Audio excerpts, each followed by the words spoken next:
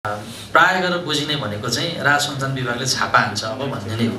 तर हामी त्यसरी उपस्थित भएको छैनौँ।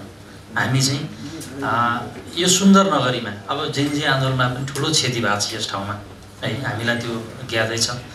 यो सुन्दर नगरीमा चाहिँ यहाँका व्यवसायी साथीहरूसँग हातेमालो गरेर राजस्व पनि, सरकारको राजस्व पनि वृद्धि होस्, राजस्वको दायरामा पनि सबै साथीहरू, व्यवसायी साथीहरू रहन् र सरकारको राजस्व पनि वृद्धि होस् र सबैले हामी कानुनी राज्यलाई परिपालना गरेर एउटा सुन्दर चाहिँ देश निर्माणको लागि एउटा इँटा थपौँ भन्ने हिसाबले हाम्रो उपस्थिति रहेको छ। त्यसकारण कतिपय हामी जाँदा हाम्रो चाहिँ कस्तो छ भने हाम्रो अफिसबाट गाडी निस्किने बित्तिकै अब कहाँनेरि चाहिँ अब राजस्व अनुसन्धानले छापा मारौँ भन्ने पनि छ क्या एउटा है। त्यो मनोविज्ञानबाट हामी पार पार्नुपर्छ र मनोविज्ञान कस्तो हुनुपर्छ भने हामी चाहिँ सरकारका हामी प्रतिनिधि र सरकारको एउटा महत्त्वपूर्ण निजी क्षेत्र, यो चाहिँ एउटै सिक्काका दुई पाटा हुन् भन्ने जुन एउटा कहावत छ। र अर्को चाहिँ के भने अर्थतन्त्रका एउटा महत्त्वपूर्ण पिलर निजी क्षेत्र भन्ने पनि छ। त्यसकारण यी सबै पक्षहरूसँग हामी चाहिँ सहकार्य गरेर चाहिँ सबैलाई राजस्वको दायरामा लिएर राजस्वलाई वृद्धि गरेर मजबुत अर्थतन्त्र निर्माण गर्ने भन्ने हिसाबले आन्तरिक राजस्व कार्यालय बुटवल यो पोखरामा आज हामी उपस्थित भएका छौँ। त्यसकारण हाम्रो उपस्थितिले चाहिँ साथीहरूले भोलिको दिनदेखि पनि सबै साथीहरूले अब केही कुरा, सबै कुरा पूर्ण त छैन, आज धेरै कुरा छन् यसमा, अब केही समय अझै हामीले खर्च गर्नुपर्छ किनकि थुप्रो कुराहरू छ, राजस्व चुहाडका विषयवस्तुहरू थुप्रो यावत कुराहरू छ।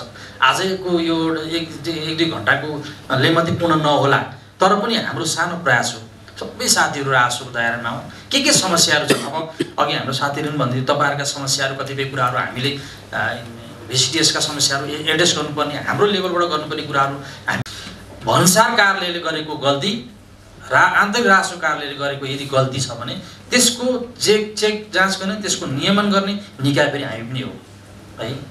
यदि त्यहाँनिर पनि गल्ती भएको छ भने त्यो निकायलाई पनि हामी नियमन गर्छौँ, त्यस्तो गल्तीलाई पनि हामी हेर्छौँ, अनुसन्धान गर्ने अधिकार हामीलाई छ है। त्यो पनि यहाँलाई जानकारी हामी गराउन चाहन्छौँ। त्यसकारण त्यो बैठकमा पनि हामीले भनेका छौँ, अघि जिल्ला स्तरीय राजस्व चुहाड नियन्त्रण समन्वय समितिको बैठकमा हामी डे टु डे उपस्थिति हुन नसकेको अवस्थामा आन्तरिक राजस्व कार्यालयले हाम्रो प्रतिनिधि भएर उपस्थित भइनुपर्छ र त्यसको बजार अनुगमनको पाटोलाई निरन्तर रूपमा अगाडि बढाएर लिएर जानुपर्छ भन्ने निर्णय नै भएको छ आज। त्यसको त्यो निर्णय सँगसँगै अर्को पनि म यहाँलाई के जानकारी गराउँ भने राजस्व चुहाड नियन्त्रण समन्वय समितिको संयोजक भनेको प्रमुख जिल्ला अधिकारी हुन्छ है। उहाँकै कार्यकक्षमा उहाँकै संयोजकमा बैठक बसेको छ।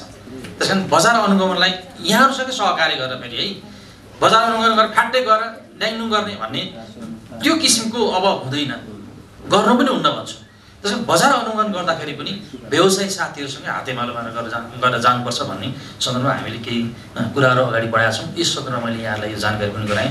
आयो हो कि होइन थाहा छैन, क्रसरले कहाँबाट माल बेचिरहेको छ त है। साथीहरूलाई मैले एकदम फ्रेङ्कली भनेको छु है, अगाडि नै भनेको छु, क्रसर व्यवसाय साथीहरूलाई राम्रो तरिकाले यहीँ व्यवसाय राम्रो गरौँ, राज्यलाई कर तिरौँ, अवैधानिक रूपमा गैर कानुनी रूपमा चाहिँ ढुङ्गा गिटीबाला उत्खनन नगरौँ, त्यसले समस्या बनाउँछ। त्यस कारण अगाडि नै हामी सचेत भएर व्यवसायलाई चाहिँ अलिकति प्रवर्धन गरौँ, चाहिँ गैर कानुनी तरिकाले काम नगरौँ। व्यवसाय क्रसर व्यवसायका त्यस्ता समस्याहरू छ भने हामीले गर्नुपर्ने सहयोग छ भने, जिल्लाबाट गर्नुपर्ने सहयोग छ भने, सिडिओ साहबबाट गर्नुपर्ने सहयोग छ भने, अथवा मातृ निकाय पनि हामीले भन्दा हुने किसिमका त्यस्ता समस्याहरू छन् लाई समाधान गर्न छ भने भनौँ। तर क्रसर उद्योगमा सामान कहाँबाट आउने हो त्यसको यकिन नभइकन तपाईँहरूले चाहिँ कारोबार गर्नुभयो भने भोलि समस्यामा पर्न सकिन्छ। त्यसकारण समस्यामा पर्नुभन्दा अगाडि लिगल्ली काम गरौँ भनेर